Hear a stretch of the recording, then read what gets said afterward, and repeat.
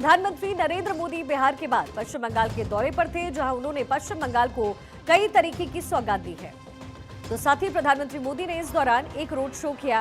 प्रधानमंत्री नरेंद्र मोदी के इस रोड शो में बड़ी संख्या में लोगों की भारी भीड़ उमड़ी, जहां लोगों ने पूरी गर्मजोशी से प्रधानमंत्री मोदी का स्वागत किया। तो साथ ही प्रधानमंत्री ने भी लोगों का अभिवादन स्वीकार किया।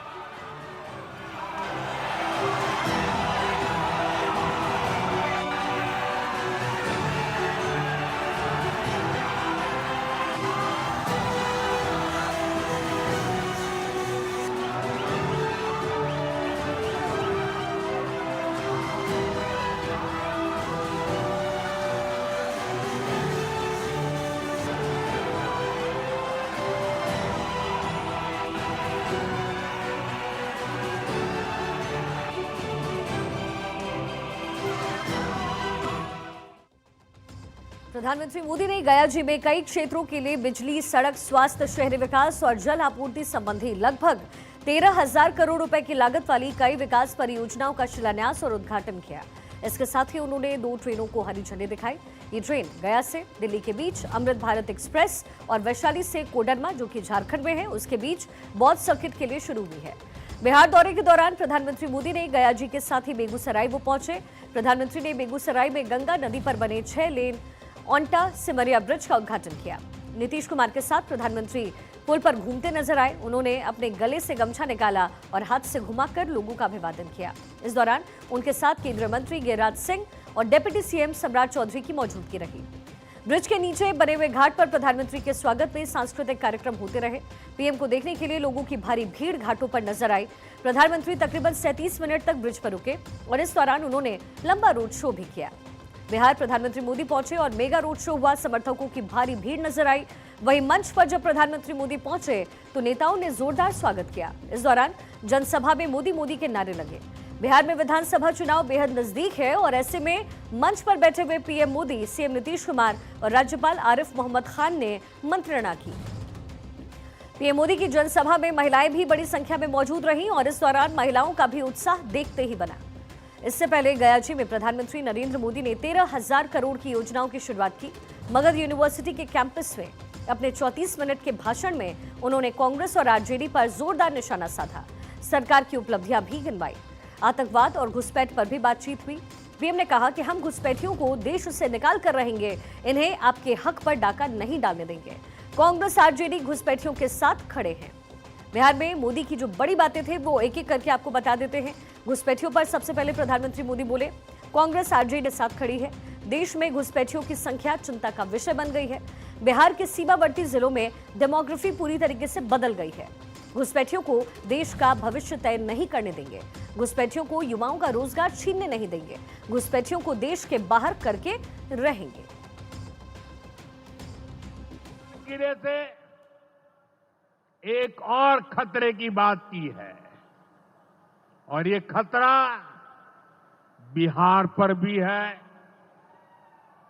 देश में घुसपैठियों की बढ़ती संख्या चिंता का विषय है।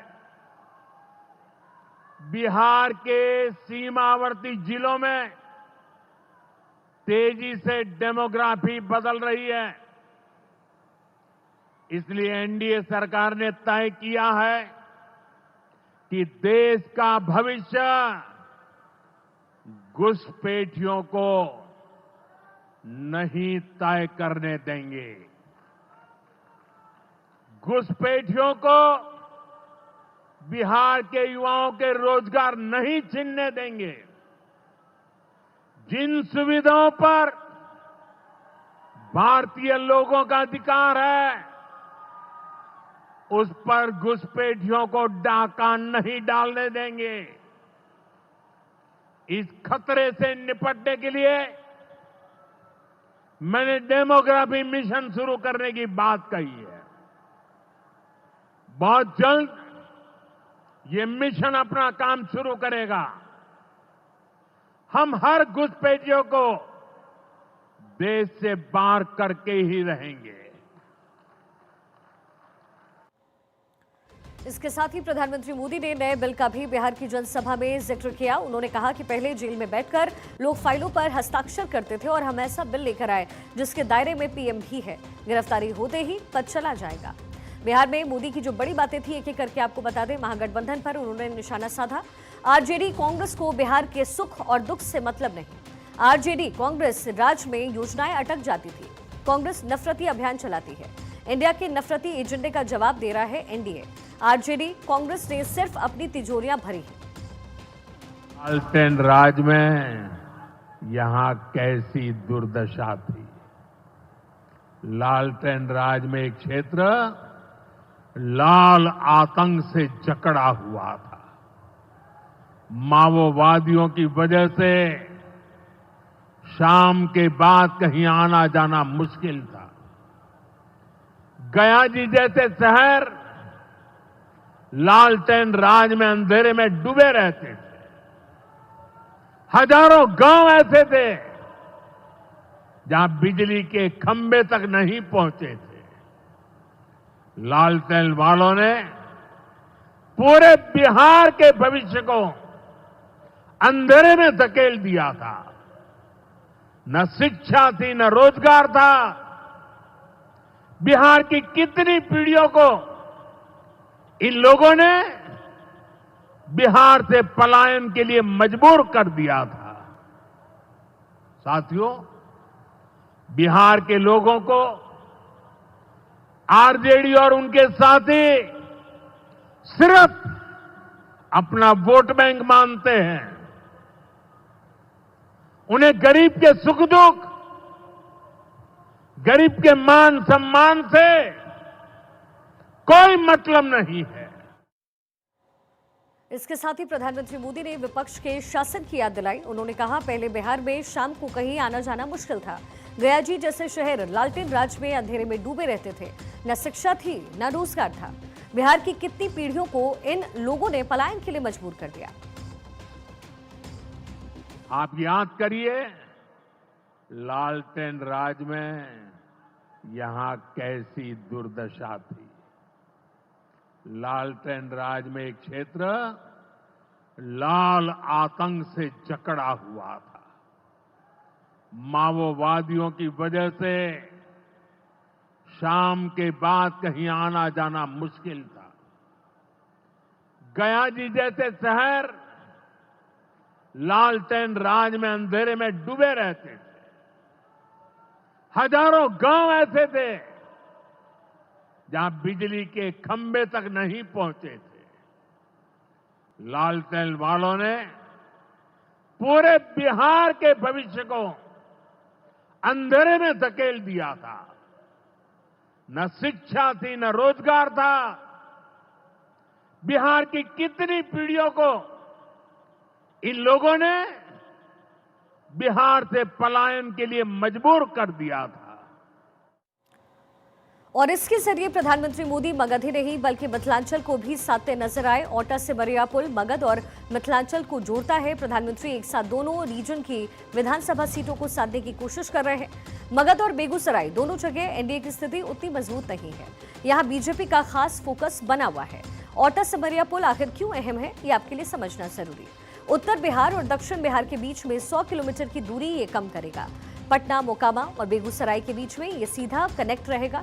बेगूसराय में सामान के रेट इससे आधे हो जाएंगे। उत्तर बिहार में आर्थिक विकास को बढ़ावा मिलेगा। तीर्थ स्थल सिमरिया धाम तक बेहतर कनेक्टिविटी आराम से होगी। मगध के 5 जिलों में 26 विधानसभा की सीटें हैं। 2020 के विधानसभा चुनाव में इनमें से सिर्फ 6 सीटें एनडीए के नाम रही। जेडीयू तो यहां खाता भी नहीं खोल पाई। प्रधानमंत्री मोदी ने 13,000 करोड़ के प्रोजेक्ट की शुरुआत के लिए बोधगया को चुना। गया जी जिले में 10 विधानसभा की सीटें हैं। 2020 में एनडीए ने इनमें से 5 सीटें अपने नाम की थी। अब मोदी जिस तरीके से बिहार के मिशन पर उतरे हैं उसमें कौन कौन सी सीटें हैं, कितनी सीटें हैं और मगध का जो दंगल है वो 2000 है, उससे आप समझ जाएंगे। कुल सीटों की संख्या इस रीजन में लगभग 26 है। एनडीए के खाते में 6 गई। महागठबंधन 20 पर काबिज रहा। ऐसे में ये चुनौती भरा है। एनडीए 23% वोट ले पाई। महागठबंधन को लगभग 73% के वोट मिले और इसीलिए इस एरिया को फोकस करने का काम इस समय बीजेपी की तरफ से हो रही है। इसके साथ ही सीट वाइज भी आपको बता देते हैं। मगध में जो एक तरीके से अपने वोट को मजबूत करने की कोशिश इस समय बीजेपी की तरफ से हो रही है। कितनी सीटें थी वो भी हमने आपको बता दिया है, और इसके साथ साथ नीतीश कुमार की पार्टी जो है वो अपना यहाँ पर खाता भी नहीं खोल पाई थी। हालांकि अब ग्राफिक्स के जरिए मगध का स्ट्राइक रेट क्या है वो भी जरा आप समझिए। स्ट्राइक रेट कहता है कि कुल 26 सीटें, एनडीए के खाते में 6, महागठबंधन को 20 सीटें मिली थी। लेकिन इसको कुछ इस तरीके से समझिए, जिला गया 10 सीटें हैं, एनडीए के खाते में 5, महागठबंधन के खाते में 5 गई थी, यानी टाई की स्थिति है। यहां पर जोर आजमाइश करने की जरूरत बीजेपी को रही है। औरंगाबाद में 6 सीटें है टोटल, एनडीए को 0 मिली, महागठबंधन को 6, नवादा में 5, एनडीए को 1 और महागठबंधन के नाम 4 गई। और यही वजह है कि इस रीजन को साधने की कोशिश इस समय बीजेपी की तरफ से की जा रही है। प्रधानमंत्री मोदी ने जिस पुल का उद्घाटन किया है उसका जो सीधा फायदा है वो एनडीए को हो सकता है। इसका सीधा असर बेगूसराय की 7 सीटों पर पड़ेगा और इसके अलावा मिथिलांचल के दरभंगा, मधुबनी के साथ मगध के गया, औरंगाबाद, नवादा, जहानाबाद और अरवल की 26 सीटों पर भी असर होगा। अगर बात पिछले चुनाव यानी 2020 विधानसभा चुनाव की करें तो इस सीट पर कौन किसको कितना फायदा तब हुआ, इसे भी आपको टेबल के ग्राफिक्स के जरिए समझा देते हैं। मगध के दंगल में इस समय तमाम पॉलिटिकल पार्टीज उतरी हुई है और किस तरीके से ये फायदा हुआ ये आपको यहाँ इस टैली में समझ में आएगा। तो इस समय बिहार को ओवरऑल साधने की कोशिश बीजेपी की हो रही है। दरअसल पीएम मोदी की जो नजर है वो पूरी तरीके से मगध पर है, क्योंकि मगध बीजेपी ही नहीं बल्कि पूरे एनडीए कुनबे के लिए सबसे कमजोर कड़ी मानी जाती है। 2020 में हुए विधानसभा चुनाव की अगर बात करें तो एनडीए को जरूर पूर्ण बहुमत मिला हो, लेकिन मगध के इलाके में बीजेपी या फिर जेडीयू सबका हाल एक जैसा ही रहा है। इसके साथ ही एनडीए मगध प्रमंडल के साथ साथ मुंगेर प्रमंडल की 22 सीटों को साधने की कोशिश कर रही है। इसलिए एनडीए अपनी सियासी जमीन को मजबूत करने के लिए मुंगेर और मगध प्रमंडल की 48 विधानसभा सीटों के समीकरण पर है। मुंगेर की 22 सीटों की अगर बात करें तो 2020 के चुनाव में एनडीए के खाते में 13 सीटें गई, जबकि 9 सीटें महागठबंधन के खाते में आई। जबकि 2015 के चुनाव की बात करें तो लालू नीतीश की जोड़ी ने बीजेपी को पूरी तरीके से वहां पर साफ कर दिया। मुंगेर को 22 में से 19 सीटें मुंगेर से मिली, वही महागठबंधन के खाते में 3 सीट महज एनडीए के खाते में उस समय आई। अब आपको सिलसिलेवार तरीके से जिलेवार तरीके से समझाते हैं कि किस जिले में कितनी सीटें हैं और 2020 चुनाव में इस सीट में कौन आखिर जीता।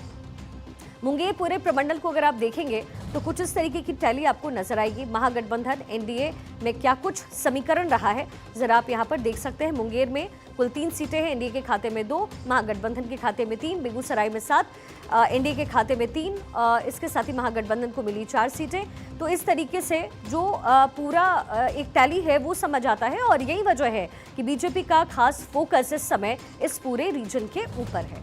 आपको बता दें मगध इलाके में आने वाले गया से सांसद जीतन राम मांझी को मोदी सरकार ने साल 2024 में केंद्रीय मंत्री बनाया। चूंकि मांझी एनडीए के सहयोगी हैं और उनका प्रभाव इस पूरे इलाके में काफी महत्वपूर्ण है। वहीं मगध इलाके को साधने के लिए एनडीए अपने सहयोगी चिराग पासवान और उपेंद्र कुशवाहा को भी साथ लेकर के चल रही है। हालांकि चिराग ने कहा है कि वो अलग से चुनाव लड़ेंगे, लेकिन प्रभाव इसका जरूर पड़ेगा।